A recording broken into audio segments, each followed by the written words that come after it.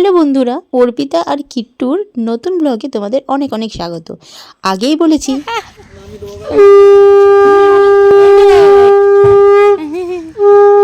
তো এই ব্লগটা সত্যি আমার কাছে ভীষণ স্পেশাল, আর মোমেন্টটাও আমার কাছে খুবই স্পেশাল। আমি সত্যিই জানতাম না যে মা এরকমভাবে ফুল বেলুন দিয়ে সব কিছু দিয়ে গাড়িটা সুন্দর করে সাজিয়ে পাঠিয়ে দেবে। ওদিকে দিদিভাই চলে এসেছিলো, ডিসচার্জের দিন দিদিভাই এসেছিলো আমাকে আর আমার বেবিকে বাড়ি নিয়ে যাওয়ার জন্য। আর মা আগেই সকালবেলা চলে গেছিলো, মা যেহেতু হসপিটালে 4 দিন ছিল, তো মা আগেই সকালবেলা চলে গেছিলো। তো মা বাড়িতে এসে পুরো অ্যারেঞ্জমেন্টটা মা নিজে করেছে। এই বেলুন দিয়ে সাজানো, ফুল দিয়ে ডেকোরেট করা না, মা নিজে হাতে করেনি, তবে সমস্ত কিছু লোক দিয়ে করিয়েছে আমার জন্য স্পেশালি সারপ্রাইজ দেবে বলে। তো এখানে দেখো কাকিমায়েরা সবাই এসেছিল আমার বাচ্চাটাকে দেখতে।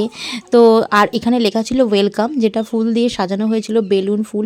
আমাদের কাছে একটা নার্সারি আছে, যেখানে ওই দাদাটাকে ফোন করে মা পুরো ব্যাপারটা অ্যারেঞ্জ করেছে। আর এই হসপিটালে থাকাকালীনই মা ফোন করে করে সবাইকে পুরো ব্যাপারটা অ্যারেঞ্জ করেছে। আমি এর ব্যাপারে কিচ্ছু জানতাম না, আমি সুমন টোটালি সারপ্রাইজ। আর আমার সত্যি এরকম একটা শখ ছিল যে আমার মেয়েকে নিয়ে যখন ঢুকবো তখন এরকম একটা থাকবে। এখন সবাই যেহেতু করছে, তো আমি যখন দেখলাম লিটারেলি সত্যি আমি প্রচণ্ড সারপ্রাইজ হয়েছি, আর আমার এত ভালো লাগছিল। কি ঘুম গো তোর? এই দাদার বাড়ি চলে এসেছি। দাদা এই যে দেখি পাটা দেখি। দিদার জামাটা পরে নিয়েছে, ফ্রক জামাটা।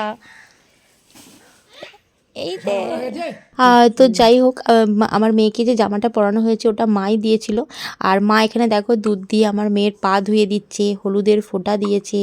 তো সত্যি মানে যে এতদিন সবার দেখতাম, আর এবারে নতুন মানে নিজের মেয়ের বেলায় দেখে আমার সত্যি দারুণ লেগেছে।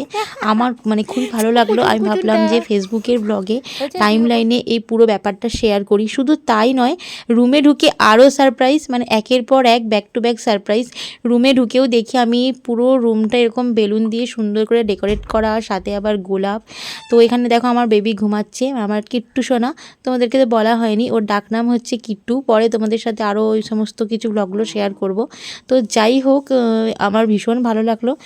আর সারাদিন পর বাড়িতে এসে এইরকম একটা সুন্দর মাছের ঝোল, পেঁপে আলু দিয়ে, সাথে ছিল পোস্ত, এসব দিয়ে ভাত খেয়ে দিনটা ভীষণ ভালো কাটলো। আর এত আনন্দ পেয়েছি আমি কি বলবো। তো যাই হোক, নামকরণের ভিডিও নেক্সট ব্লগে তোমাদের সাথে শেয়ার করব। আমার কিট্টু সোনার ভালো নাম কি রেখেছি সব কিছু, আর সবটা শেয়ার করব। ব্লগটা দেখতে থাকো।